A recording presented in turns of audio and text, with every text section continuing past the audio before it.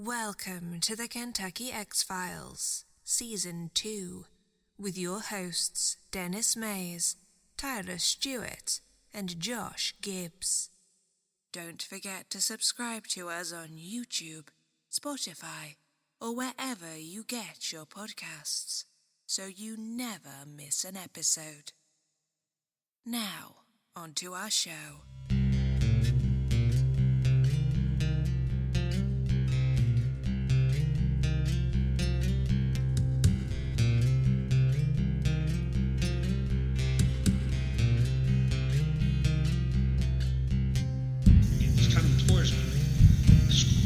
Down. For me, at first, I thought it was a distant footage thing.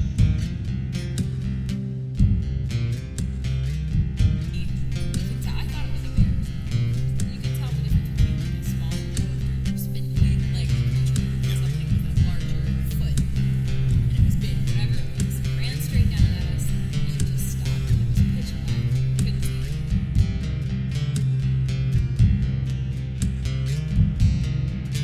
And most of these witnesses that come close to these things could have been killed. It was beating on the side of the house. I didn't get to the side of the house as it went by.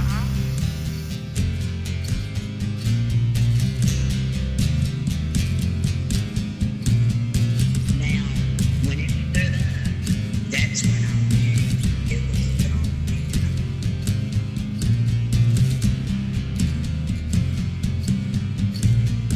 Right, like I needed someone to have pure faith in a higher power at that moment, and nobody fucking did.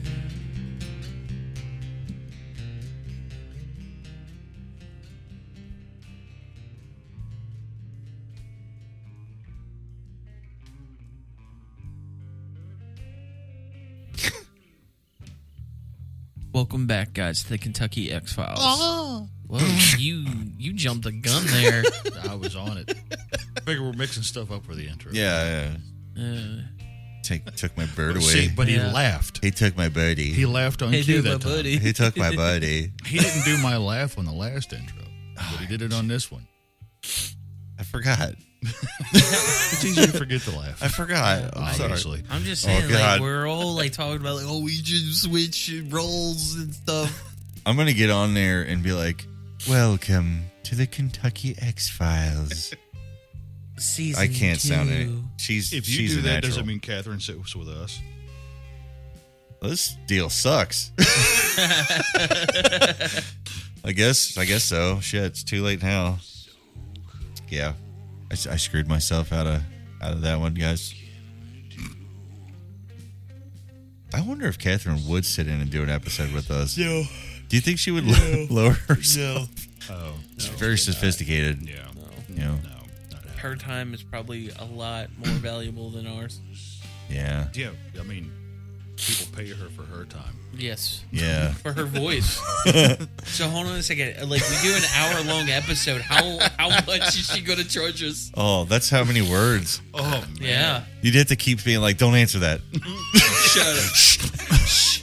You're charging us by the words. Shut up. For the decimal. Anyway, so all jokes aside, tonight we have a different kind of story for you.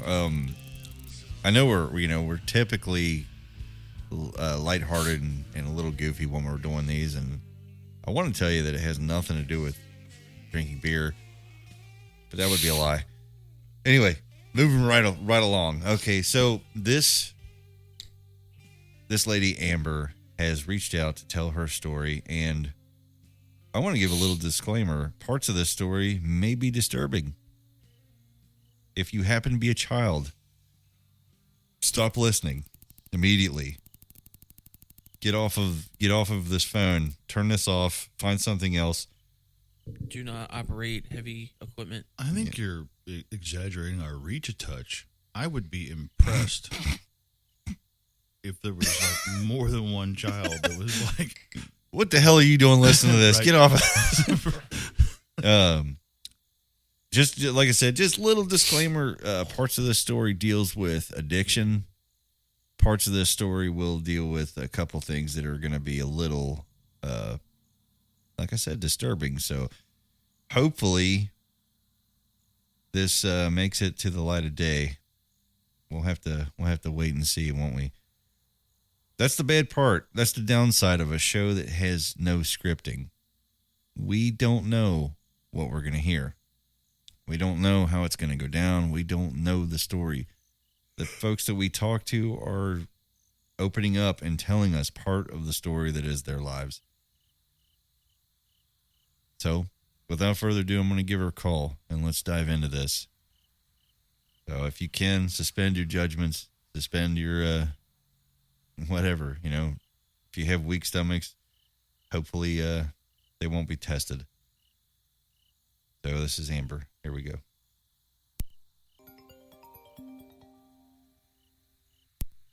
Hello. Hey, sorry. I'm not sure what was wrong. It was just saying connecting on my end, so. Oh, no problem. No problem. Can you hear us okay, Amber? Yeah, I can hear you fine. All right, great. Sorry it took us so long to get to you. We've been having a little trouble on our end, too.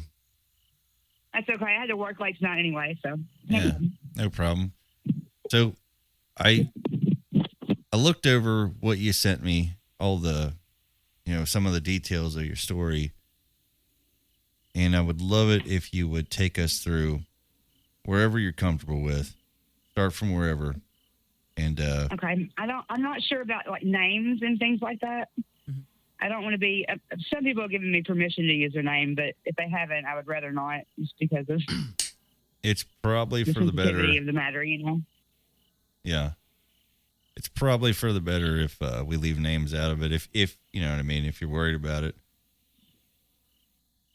I know that I think my friend James actually sent you guys a message. He's one of the ones that actually came to the cave that night and got me. So he said that you all were planning on talking to him too about that and some other stuff too, I think. So yeah, so I have permission to use his name and okay. I think we have people, but we have James set up to be on the show. I'm not sure when. I wanted to try to give him a call tonight, but I don't know if he's around. I don't think he responded to my messages. He's probably at work. I think he works late sometimes. Oh, okay. So, you said James found you at the cave. James is one of the ones that came and got me out of the cave. Yeah, there's two men that night. Tommy is the other gentleman's name. Okay. And he gave me permission also to use his name. All right. Well, I'll tell you what. Why don't you take us to the beginning? I know it's hard to begin sometimes, but let's go from the beginning. We want to know everything, if you're willing. Okay. All right. No problem. I grew up in Somerset, Kentucky. I've lived there my entire life other than college. I went to UK undergrad school and then Western for a couple of years for grad school, but then moved directly home again to start teaching. Yeah. I had a almost 13-year teaching career at an elementary school in Somerset. And I had taken some time off. I had a baby, and I was staying home with my little girl. And I'm kind of giving you like a little bit of background. Yeah, no, it's fine. Yeah. Because I know addiction is part of my story. And I'm not sure if I'm supposed to talk about that on the radio or not, but I'm comfortable talking about it because, I'm sober now. And you tell us whatever you need to. Stronger, so. How does the saying go? Tell us what you need to set you free. Okay, all right. No you know problem. what I mean? Don't leave anything out. My the father of my child is a paramedic in Somerset, and he had left me for a 20-year-old. And at this point, I was coming up on 40. So, and then he also got partial custody of our daughter when he left, and she wasn't home then, 2 or 3 days a week sometimes. Yeah. And that's kind of what led into my addiction. I didn't want to go to sleep when she wasn't there. I had been on Adderall and Ritalin my whole life. I knew meth was similar. Yeah. And I just made some really bad choices, some really bad choices. Okay. The night that all this happened to me, I was at a friend's house in downtown Somerset, right beside the library, a pretty famous apartment complex actually called the Kenwick House. And it's been in Somerset for a long time. And we were downstairs, and, of course, we were doing drugs. Like I said, just addiction is part of my story. Yeah. However, that night, I'd had my daughter for a few days, and I never did anything when she was around. So I'd been clean for, 4 days. I went to this party with some friends. We were sitting around, and I had bought some drugs before the party, and I was crushing them up to do them the normal way that I did them, which was snorting them. Yeah. And I did my line of meth, or what I thought was meth, and within 15 to 20 seconds, I knew something wasn't right. Something was not going right at all.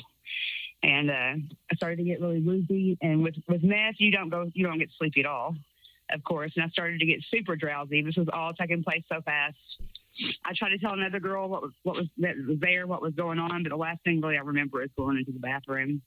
And I didn't wake up again until I was in the car with 2 gentlemen driving. I could hear them talking, but I was actually in the trunk of the car. Oh, wow. I could hear their conversation. I couldn't see anything, of course, because the trunk was dark. Yeah. And then I was out for a little while again. I woke back up, and we were turning on a road that was actually familiar to me because I lived in that area for a long time. It's White Lily, Kentucky, about 10 miles outside of Somerset. Yeah. And the school I taught at was near White Lily, too, so I was super familiar with that area. We were turning on a road called Hellbridge Road, which I had been down a couple times, just walking in my neighborhood, with walking my pets and things like that. But I'd never been too far down that road. Everybody in that community was super friendly. I never thought anything of it. You said the road was called Hellbridge? Previous. Hellbridge. Hellbridge Road. H-A-I-L. Okay. I don't know if you guys have seen Hellier or not. The documentary that's on YouTube right now about Eastern Kentucky. It has parts of Somerset in it also. But Hellbridge Road is actually mentioned in that documentary by another girl who had a similar experience to me, named Amy. And Amy is actually in prison right now. Really? But she had a very similar experience to me on that same road, which I did not find out about until later, of course. Passed back out again, woke back up, and I was in an elevator.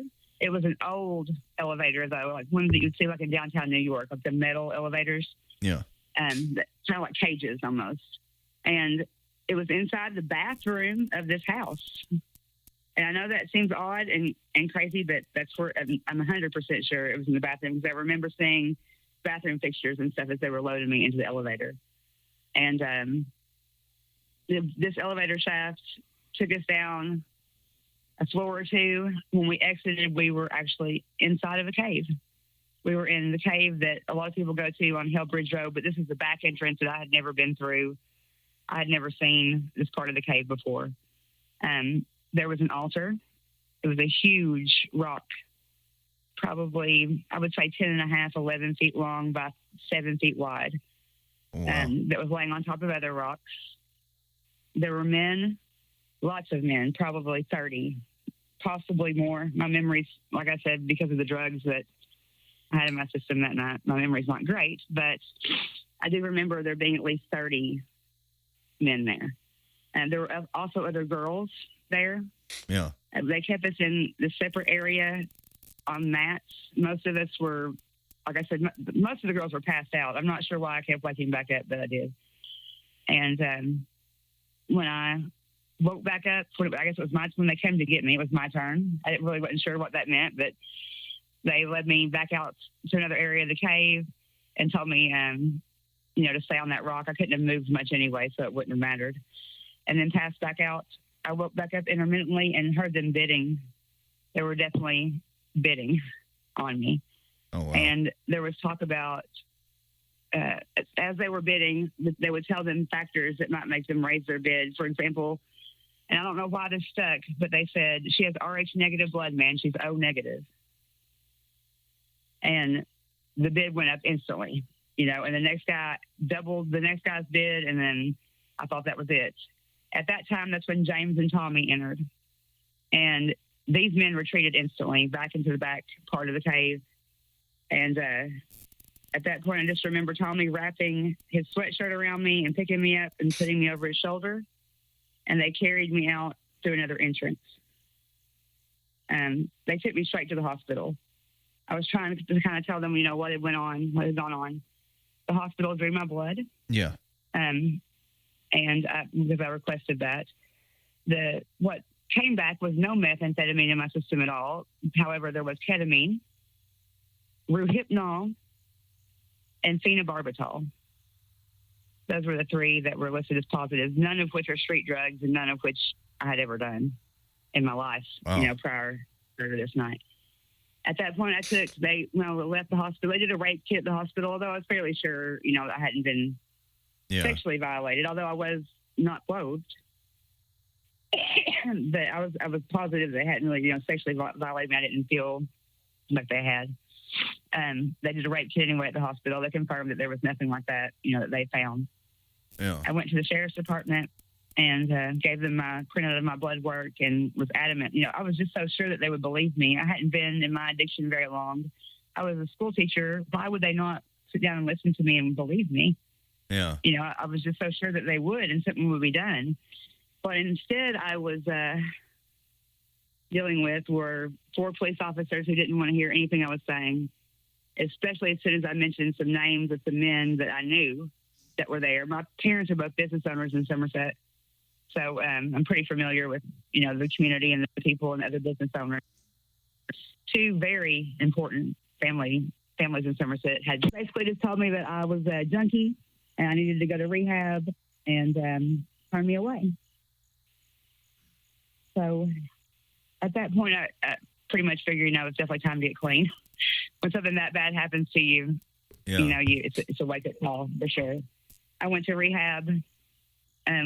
While I was in rehab, a girl said, "Have you seen Hellier?" I was telling, my story, and I had never seen it. I hadn't actually ever heard of it. It was an email that I got from Amy, another woman I know that worked at school with me. So that's pretty much my story. Other than after that, I've had to move. I had to move out of Kentucky because of threats that I was getting. I live in another state now. What kind of threats were you getting? I'm sorry, I couldn't hear you. What kind of threats were you getting? We got a letter once that was delivered to my dad's house, ironically, and had the return address on it was school's address, but I knew it didn't come from, Shotwell School. Yeah. Of course, when I opened it, but it was a threat saying, that if I knew what was good, basically, and I still have the letter. I could probably, I'm not sure where it's at. Basically, it was just 4 lines. It was, no more cops, no more stories. It would be best if you remain quiet about what you allege happened on this date. Yeah. We believe it was probably drug induced. Another man sent me a message on Facebook that I knew was there, and I just asked him. I said, "What were you going to do? What were you going to do with me after these girls are bought? What do you do with them?" And he immediately blocked me. Every road that I tried to go down, every path that I tried to take to get answers was just leading me nowhere. Yeah. James and Tommy told me that they knew I was in the cave because they had found a cell phone on the side of the road while they were walking on Highway 80. And actually the cell phone they ended up taking it somewhere and getting the password broke. But it had messages in it that included my name and a few other girls' names that we knew from the streets, from doing drugs in the streets here in Somerset. Yeah. And GPS coordinates. And that's how they knew where to find me that night. Like a stroke of luck. Yeah. So it's absolutely luck and 2 very good friends. Well, I want to know, I don't believe that you probably went back to this location, but do you know anybody that's been in this cave since this incident? Oh, I absolutely went back to that location. Okay. I went back probably 20 times. I wanted to know what had happened to me. No one was helping me. Yeah. The cops weren't helping me. My parents just thought I was in some meth-induced, hallucination or something, and they weren't having much to do with me at that point anyway, honestly, because of the lifestyle was choosing to lead, Right. And I can't blame them, So, but I absolutely went back there. And I have a friend, his name is Joe, and I'm sure he would not care if you contacted him at all. He works for the highway department, and they're building now at the intersection of 61 and Highway 80. Yeah. They hired him he's a geologist, and they hired him to do rock samples in that area. And he was living in Somerset at the time, and he would go with me quite often back to the cave. Once when we went, the entrance had been entirely blocked by rocks. I mean, you couldn't, it was 5 or 6 feet out from the entrance of the cave. Yeah. And they just did not look like normal. To me, they did not look like a normal occurrence. Joe took a sample, and he said that they were not even real rocks. They were they were made of concrete. They were composite material. Someone had placed that there to seal that entrance. Oh, wow. So, like, you haven't been And I can give you inside. his contact information. I can send it to you online. Yeah, if you like would, it. that'd be great. Yeah. We'd like to do some digging of our own. There hasn't been, like, you've been back to the location, but haven't been inside because of the entrance is blocked. I've been inside the cave, but not inside the entrance that they took me to. The cave system here, of course, is huge. Underground everywhere here. There's entrances, and there's passageways where you can get from one entrance to a cave to another side of the cave that may have a different front entrance. I'm not familiar with the cave systems around here as much as some of my friends are, but I knew that if you went to the Strawberry Road, which is where Joe and I went, the Strawberry Road entrance, that there had to be a way, because that's where Tommy and James brought me out, was the Strawberry Road entrance. That's where we exited. So, So I knew there had to be a way to get back to where we were, but I was not able to find it. Okay. Was there, have you ever even tried to look for this house that you said? Was it a house or a building? Something you said, because you said you were in an elevator. It was a house. It was a house, and yes, I know exactly where the house is. I told the cops exactly where the house is.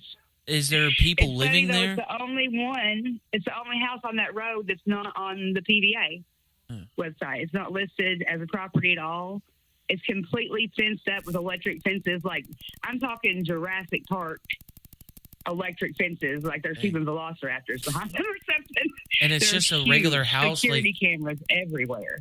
Is it like just a regular old house? Like nothing really special. It doesn't look like a, I guess a government building or something. Something for anything. No, it's not a government building. It looks like it hasn't been lived in probably in 30, maybe 40 years. There's old furniture. Everything had dust on it. I do remember that. I just remember it being so dusty when we were sitting there. I was having a hard time breathing when we were waiting to use the elevator. And like the bathroom fixtures looked like they were from like the 80s, maybe 70s. Yeah. So you said it was that. Remember that maroon color of bathtub and toilet that maybe was like popular in the early 90s? Yeah. It was that color. In So the bathroom.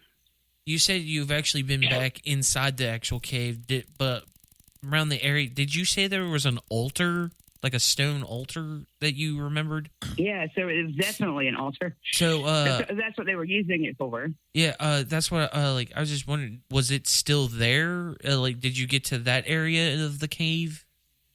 I could not get back to that area again because of the rocks. Because of the rocks, okay. We went back a few times trying to find that other entrance, but we could never find the way. So, do you did you get any more information on the reason? Because you said, I remember in the story that you were saying that they said that your blood type, did you get the significance of that question being answered, being said, what was the importance of your blood type being said at this auction? Or do you have any ideas of what they were wanting to do? My first inclination was they're O negative. We're universal donors. We can give blood to anybody, organs to anybody. So of course that's what my mind jumped to first. Well, they probably are going to sell my organs, or they need my blood for something. But the more research I did, and the more things that I found out about Rh negative blood and I don't know. I'm not sure how versed you all are in Rh negative blood things at all, but they say that maybe we're not We don't come from the same lineage as other humans come from in Really? some way. Like, and did you know that 98% of presidents have had Rh negative blood? Wow. Only 3 have not. Only 3 presidents have not had Rh negative blood. So Which okay, is odd. That's statistically impossible unless it's important somehow, let's in my opinion. go down that rabbit hole a little bit. I mean, Yeah, it's a crazy rabbit hole, man. You'll be there for weeks. what's Take food. okay? Pack So lunch. where do they consider the origin of that blood type? Like A lot where? of people say Jesus. A lot Okay. of people say like Jesus had children and we're of his lineage, you know, Rh negative blood. Gotcha. A lot of people say aliens. They mix DNA with their DNA, Yeah. and that's where Rh negative people come from. You know, I don't know. My family's Italian for the most part, and Scottish, and it seems like the biggest concentration is Scotland and Ireland for Rh negative blood, and in Basque, France. And I do have some relatives that have some French background, but Yeah. it's only 8% of the population that has Rh negative blood, and of that 8%, only 2% have O negative. So it's super rare blood type, but there has to be something to, and the entire rural family has Rh negative blood. Everyone. Wow. Okay, here's So a question for there you. has to be something to it. All right, you definitely remember seeing other girls there. Yes. Did you ever see them again outside of this situation? One of the girls I did. Yeah. She has unfortunately passed away of a heroin overdose. Or that's what they said that Yeah. she passed away from. About a month after that. Of course, she was able to get away because all those guys left as soon as James and Tommy showed up. Yeah. You know, and I'm not even sure that they were aware that she was there, though, but she was looking in another part of the cave. They had these small benches and mats in it. Yeah. Okay, so some of the people that you saw at the location were prominent figures in the community? Yeah, some of the most prominent in Somerset. A lawyer that I know was there. Yeah. Was there many faces that you didn't recognize? Lots of faces I didn't recognize, but they were all older. They're middle-aged to older white men. What about the local area itself? I mean, what kind of a population is it? Is it enough where most people know each other, or? Yeah, almost everybody in our town knows each other. Somerset's tiny. So it's not tiny, but it's a small town. We know, and especially my family, we know almost everybody. I'm a school teacher. My parents are business owners. We know a Okay. lot of people in the town. So it'd be safe Yeah, to they say were- that some of the people who were attending this auction were coming from somewhere else to get there to it. Yes. What about And I know events? that one of the gentlemen recognized me because I heard him say my dad's name and asked if I was his daughter. Oh wow. What about events that might have been going on during this date? It happened on April the 26th, which is Beltane, Okay. which is a Druid Wiccan festival. Okay. So here's my question: is you get that many people coming to this thing, right? There's gonna be a logistics thing. There's gonna be a lot of out of town cars. Now, where could we find those out of town cars? There would have to been some kind of event in the town. They have a parking lot at this house. You can't see this house from the road at all. Gotcha. You have to go down a steep hill, and then you make a right into a valley, and there's hills on both sides. Kind of like They have a gravel lot, and I remember cars being parked there. Okay. And then the auction itself, that's the part that's got my gears turning, is the actual auction itself. There was multiple people there, multiple women there being auctioned. Yeah. I mean, unless I don't want to put words in your mouth here, but can you give me an estimate on how many There were girls? other girls, at least 2 other girls, maybe more, but I know of at least 2 for sure. What about city officials? Any of those? Police officers, yes, sir. Okay. So that eliminates them as any kind of help. Okay, yeah, like There was a judge there. Well, yeah, so yeah. I kind of. It's just one of them things where the game is literally already stacked against you as soon as you start to challenge it. I kind of want to kind of step back here a little bit. You said that after the scenario where you passed out, you said that you woke up in the trunk. Where Yes. you were at, like, did you know these two people, like these men that took you? Did you ever see these people I before? do not know the men that drove me in the car. Yeah. But I do know that, and I'll say his name. I don't care. His name was the gentleman that was running that apartment and invited us over that night. And I am almost positive he's the one that arranged this. He probably received some money for it somehow. Yeah. Some kind of a compensation, drugs maybe. But I know in my heart he is the one that had this all set up. And he may not be a part of that organization, and there were persons for sure, 100%. This was an auction. They were auctioning off women. And I say that with utter confidence because I wouldn't say that if I wasn't sure. Because I know other men that are that probably don't know anything about that's going on. That once you're above level 33, as I'm sure you know, there's a whole slew of things that you get into with machinery that are not part of that for the general public. Right. Yeah. I've heard that before. I've never had anything corroborate it, but I have heard it. I'm more concerned with the implications of the auction itself and why the value went up because of the blood type. I understand.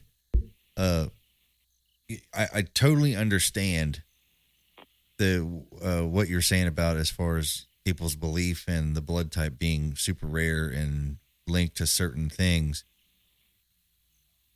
But I mean, I hate to say it, but why would they go through all this for?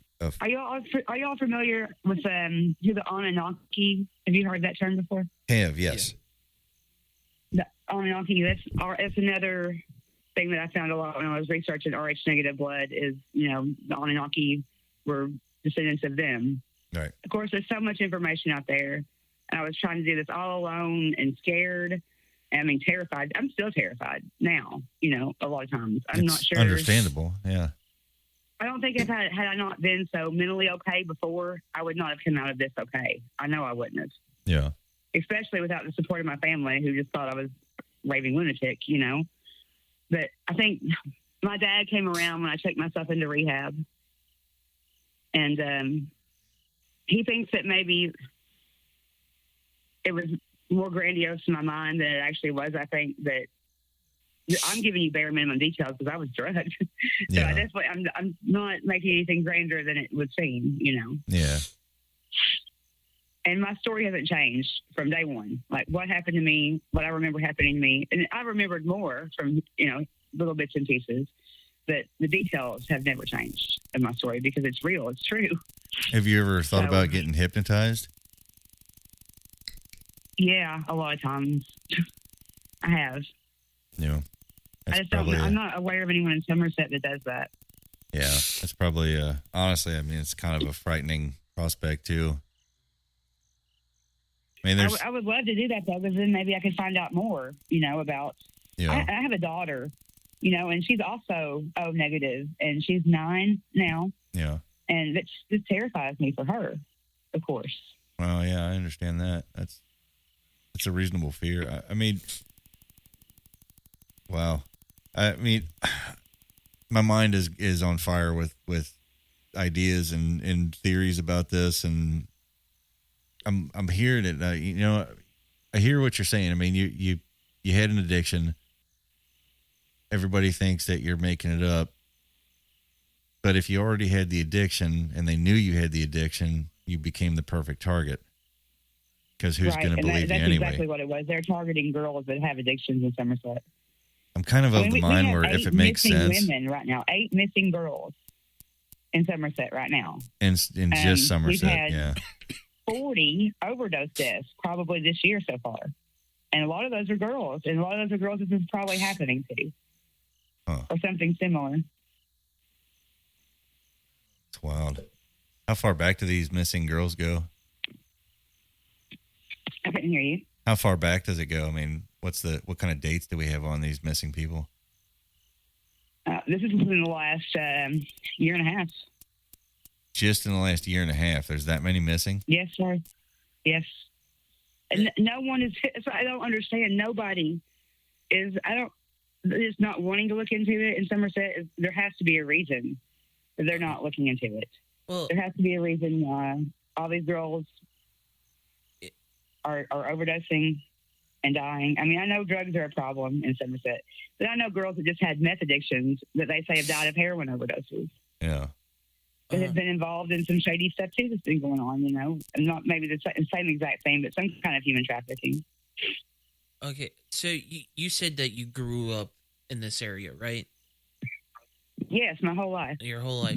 So have you heard any other stories or like heard by like any kind of something that with your like the magnitude of what you went through, like has any other women came forward? But then it just got shoved under the rug.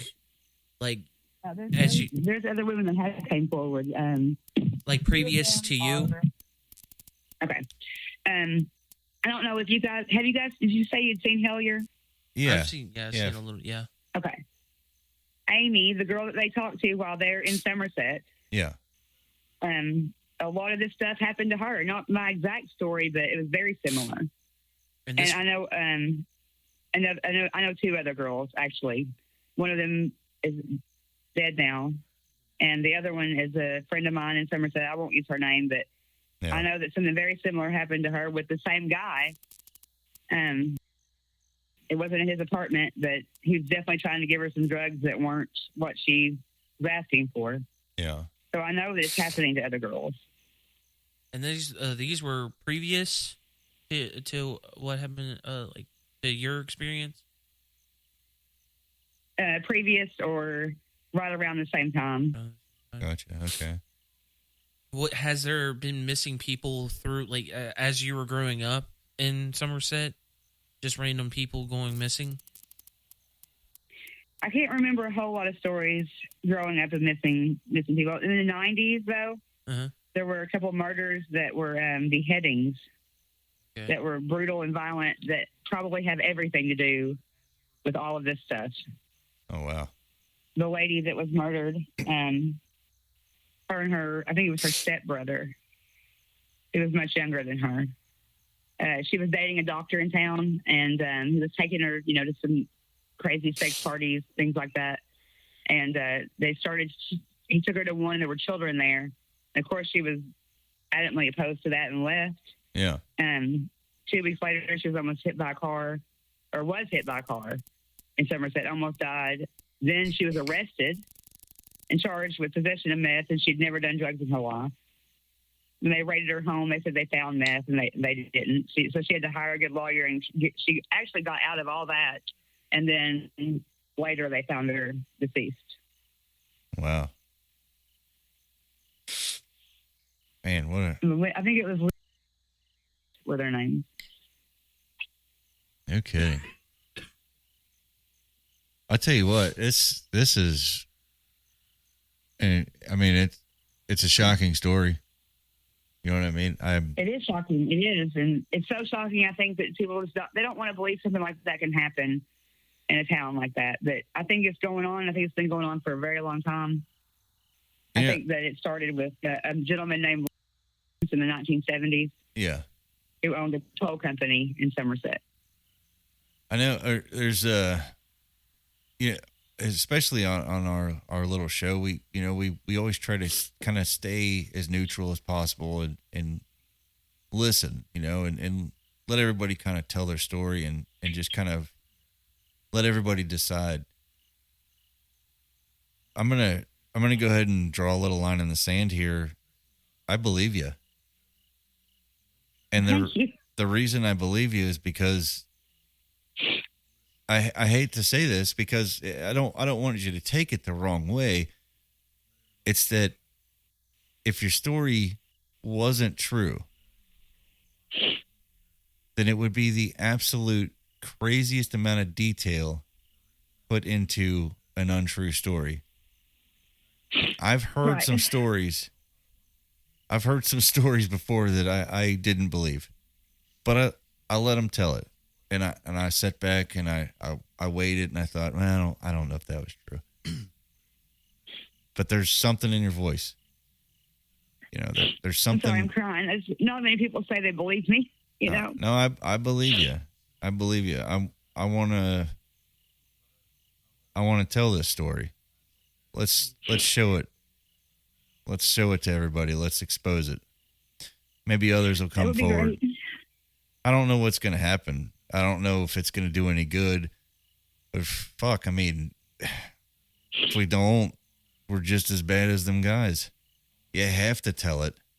If you have the That's what I was opportunity. thinking. People were like, Amber, you're crazy. Shut up. Why are you even talking about this? If this is true, they're going to kill you. If you don't, I'm like, if I don't tell anybody, they're going to kill other people too. Yeah, You know, it's happening to other girls, and I couldn't bear the thought of that. they I might, can't bear the thought of that happening to my daughter. they might do the worst. They might make threats and they might escalate. They might do it all, but you cannot stop the story. No. The story's going to hit No, ears. I will never stop telling it. I said, and that's what I told my parents. I will never stop. I will never say it's not true, because it is, and I will never stop telling it because it's so important. It is important. I mean, this is what we people are going to listen to this, and I want them to understand that too, that they hear this. You're hearing this. I mean, that means you're in it now. Just as we are. Right. We're in it now because we're hearing it. And we have to make a choice whether we put this out there. Because if we put it out there, well, now we're in it just like you. But if we don't put it out there, then they can do this with no repercussion whatsoever. They can do it with no consequence. They can walk all over people and take people and bid people like they're cattle, like they're livestock. My life that night was worth $2,500. You know, that was what the price they put on a human life was $2,500. Yeah. And I don't know what they were even going to do with me. You know, I'm pretty sure I wasn't going to live. They were talking about my blood type. You know, I'm pretty sure that, and if they were going to harvest organs, or if they, I don't know. If it had something to do with the Rh negative thing, I'm not sure. But they're definitely trafficking women. Period. You know.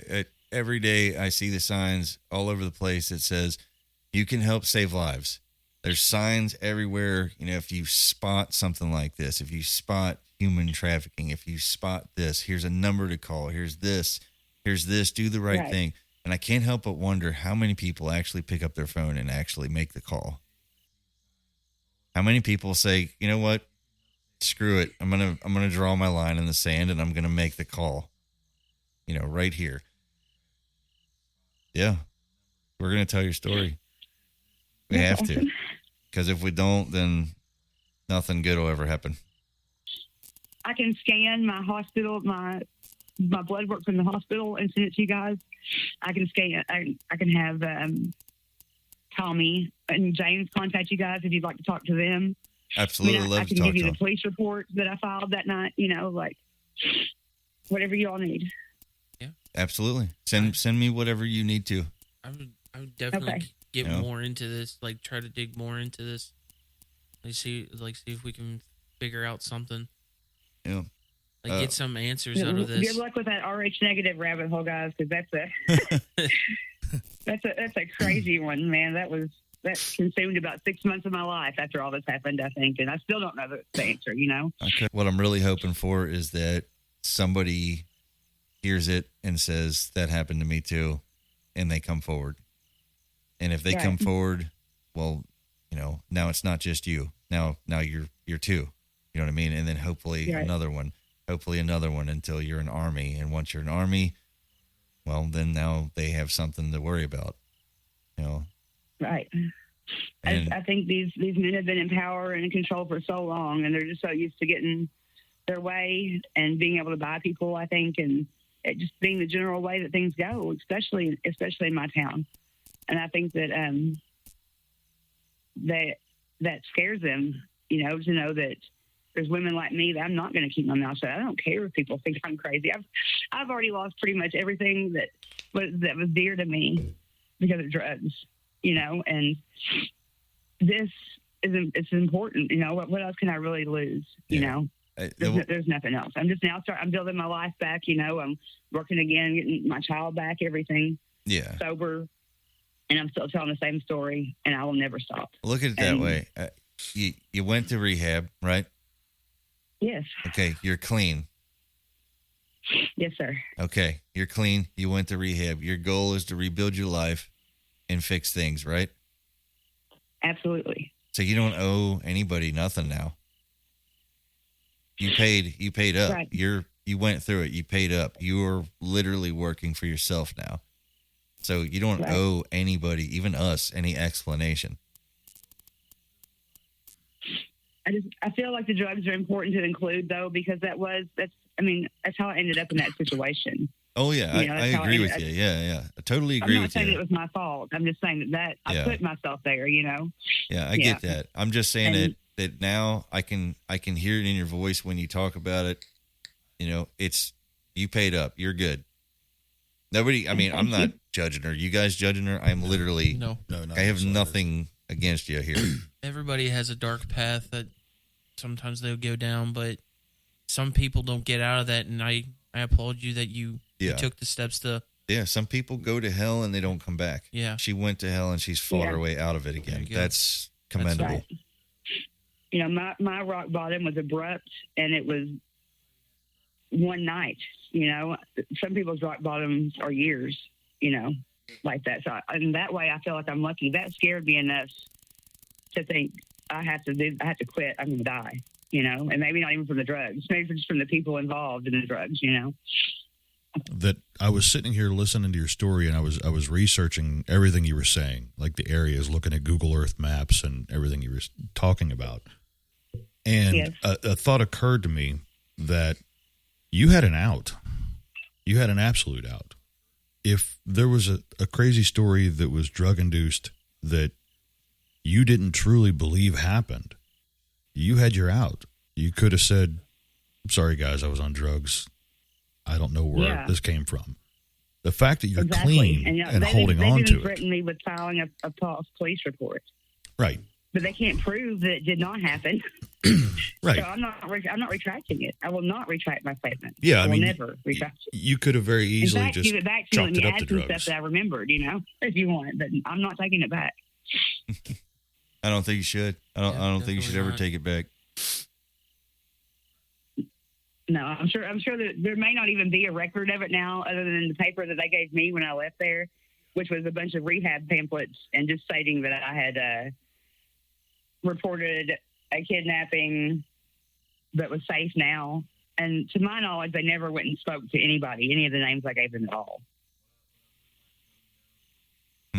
I'd be curious to see the police report to see if it gives the same location. Like, I'd like to see if they put a GPS coordinate or an address or something on it, and then if you could the point road out. is the road that I lived on in White Lily, and Hill Bridge Road is right off of. Right. It's in the eastern part of the county. Yeah. It was. You said Strawberry Road as well. Yeah, Strawberry is right in the area as well. Pretty close to Wind Cave Hollow. Yeah. Okay. I'd be curious if you could get on Google Earth and like drop a pin and show us. Yeah, I can send you screenshots of the exact area, and I can show you the PVA paperwork that I've looked up and downloaded where that house is not listed on the PVA. I'd love to see that. I can show you where the house is, though, on the road. Yeah, I'll put a red X there or something. And another thing I would really like from you, if you wouldn't mind, is that you keep in touch with me. Yeah, absolutely. I don't want. I know this is probably a lot to ask of someone you don't know and you've never met before, but I would very much like it if you would keep in contact with me on a regular. You know what I mean? Touch base here and there, just you know what I mean. And I'll do the same. If I don't hear from you, I'll reach out. You know what I mean? That way we can kind of keep a line of communication between us going. Yeah, And no problem. it also, if we're looking into stuff, it puts our minds at ease knowing that you're responding and that you're on the other end. You know what I mean? The Yeah, last thing we want absolutely. is a conversation that goes dark and we don't know. You know what I mean? Yeah, you air an episode, Right. and then all of a sudden the guest doesn't show Respond back anymore. up or respond or anything ever again. You start wondering what happened. Yeah, and it's an unfortunate side effect of us actually giving a shit. You know, Yeah. Yeah. Yeah. we're if we don't Well, hear I from appreciate you, you guys we'll so start much. worrying. You know, we don't Listen, want to start thank you being a guys, worry really. board. You know? Like, from Absolutely. the bottom of my heart, that means a lot that you all believe me, and it means even more that you're one of the only people I found that's willing to even like look into this further or talk about it. You know, really, everyone just like wants to clam up. And I mentioned Freemasons that are like, no, we're not talking about this. You know, Yeah. Yeah. So- There's no promise that we'll even uncover anything. You know what I mean? But it's the whole point is we have to try. Yeah. I mean, right? we might not find anything. There's a reason that these secret societies are so successful. They're good Yeah. at it. They're really And they've good been at it. doing They've it been for a long for time. centuries, you So know? it's, a couple of, three dipshits in a garage may not be able to find the answers you're looking for, but God damn it, we might be able to find you somebody who can. I don't know. You're doing more than anybody else has done. Way more. But we'll definitely be digging into this, and we'll keep you posted on whatever we find, if we find anything. And if we don't find anything, we will keep you posted regardless. Okay, no problem. And I'll send you guys some names and contact information of people that, that gave you Yeah. this permission, like the geologist. I think he's wonderful. You all really do need to talk to him. He's got a wealth of information on this. Yeah, we'd You know, like to 'cause get during him. all my freaking out and stuff, he was pretty calm and helped me a lot. Yeah, we'd definitely like to get a line of communication going with him too. And your other friend, I think it's James. James. Yeah, we want to definitely get James on and talk to him also. And it'd be great to just see if they noticed anything that maybe you didn't. You know what I mean? Different point of Right. views, and I guess I'll fire up the monster tracker. It's just going to be a little different this time. Yeah. You know? And James, I've actually known James Bennett since I was 9 years old. So Wow. it's been my Okay. whole life. And he was in the military. He's got some PTSD. Yeah. He's very honest and very knowledgeable and upfront and very kind. He'll tell you anything you all need to know. Sounds great. I reached out to him, but you said he might be working, so I'll try to contact him tomorrow and see if we can't maybe schedule him, talk to him in a week or so, Okay. and see if we can follow up. And, All right. Sounds great. But I really appreciate you telling your story to us. And if anything else you remember or any detail that you think might be important, send it over. Don't hesitate. Send everything that you think is relevant. Okay. All right. Any piece of Absolutely. information. And yeah, I don't know what else to say. I really appreciate it. I'm sorry that you had to go through it, but there's a reason we go through these things, right?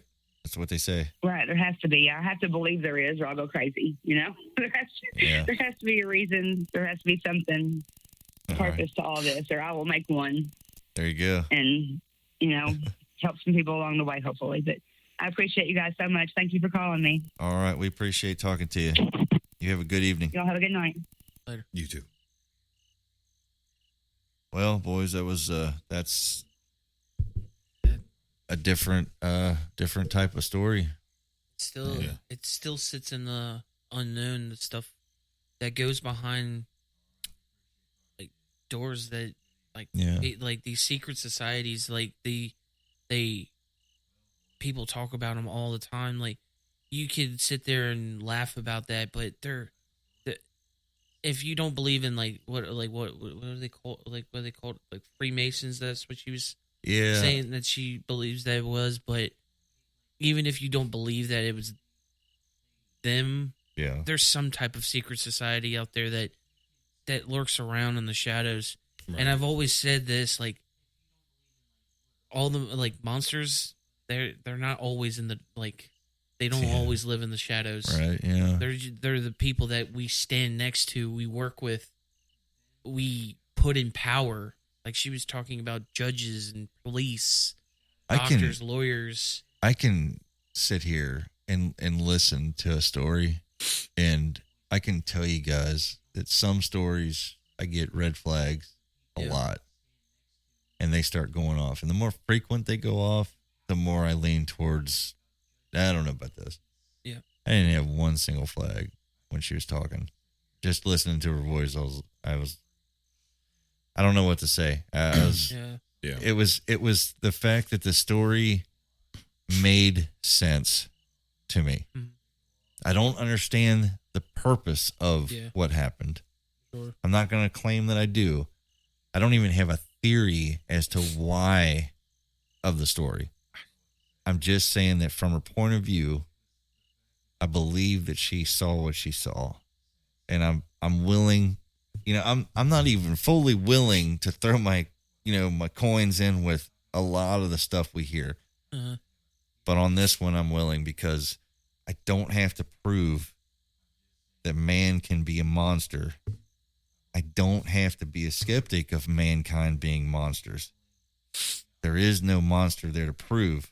It's a real thing. It's not a cryptid. It's not an undiscovered. This is the evil that is in people. So it's an easy one for me. Yeah. I want to tell her story. I want to let it go. Let it go. And people out there that listen to the story, like what was the blood type? RH negative or yeah. Do you guys know anything about this? Like out there, like I'm. What is have you heard anything of like what the significance of this blood type? Because that's baffling me. Yeah. That's what was the significance of them saying, "Oh, she has this blood type"? See, that's the other thing too, is that the one thing that we can rely on is there's an army of people that we ask every week Yes. for their opinions. I mean, every show we're like, hey folks, what do you think? So if anyone out there has the theories, yes, we're not just like the last episode, what Jerry said, we're their show. So this is their show too. That's thousands of people who could possibly, one of them might have a missing piece to this where we could, and that's what I'm excited about. Right. Because if anybody out there hears this and goes, oh yeah, here's this. Yeah. Yeah. Holy shit. The RH negative blood type, I was researching it a little bit while we were listening to her. And one of the craziest things that I read is that with her having a child, it is it's a blessing that her daughter's blood type was the same, because if it had been RH positive, her immune system would have attacked the child. Wow. Because it would see it as an alien virus. Holy alien, shit. not like outer space Yeah, alien. yeah, You know yeah. what I mean? Alien to the body, a foreign object that should not be there. Wow. So it's a super rare blood type, and it comes with some pretty dangerous consequences if everything's not perfect. Oh, shit. Yeah, it's pretty wild. I've never heard of it until tonight. Yeah. Yeah. So we could go down the logic rabbit hole. What she was saying, that Like since it was harvesting organs. yeah, or- harvesting, or just the blood type, since how rare it is. I mean, you figure that you change the negative to a positive, and it'd automatically attack itself. That's super rare. That's not like, what is it, O positive, that you can blend with anything? I think so. Yeah, I think O positive. Yeah, O Right. positive. Or I thought it was O negative. That's Okay. no, O negative is just, it's only good with itself. Yeah. You can't do anything. But yeah, Yeah. I don't know. But This- I know I'm interested. So I'm interested in. I can this tell is a- he is, because he's already probably got like 15 websites bookmarked. Right.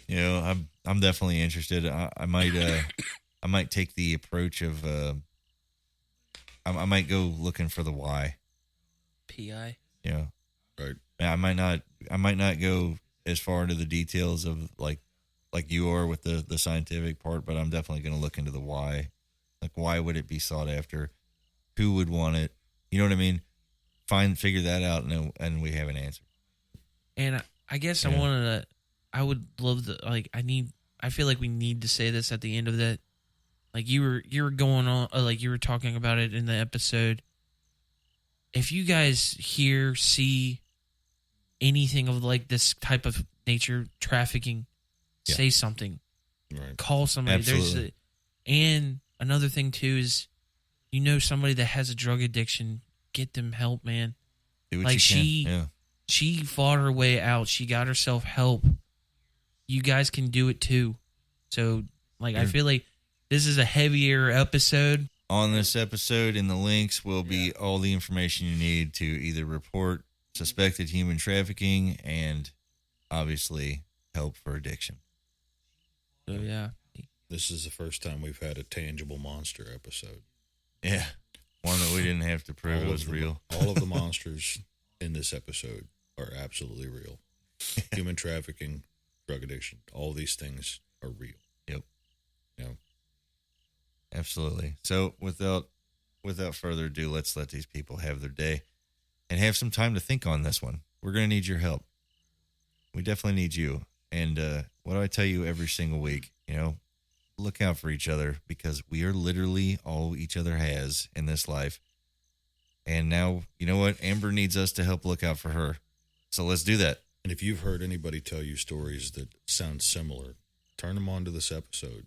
Yep. Maybe they'll contact us, and maybe we can put them in touch with Amber and, sew some holes up. Absolutely. You guys have a good one, and we'll see you on the next one. See you guys.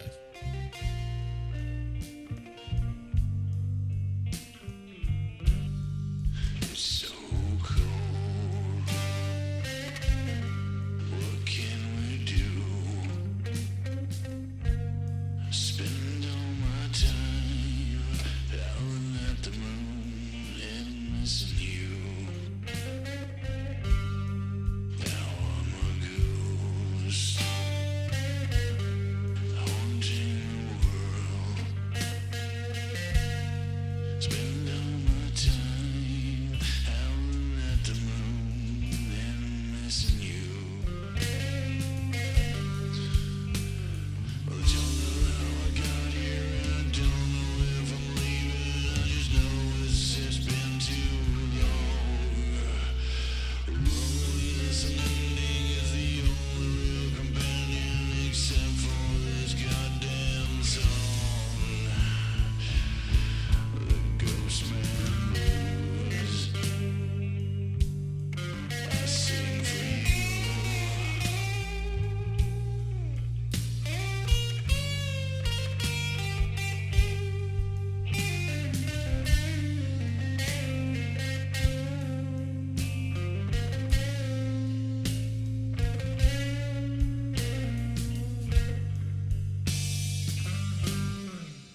It's so cold, a world without you. I'd spend my last dime wishing to the moon to be there with you.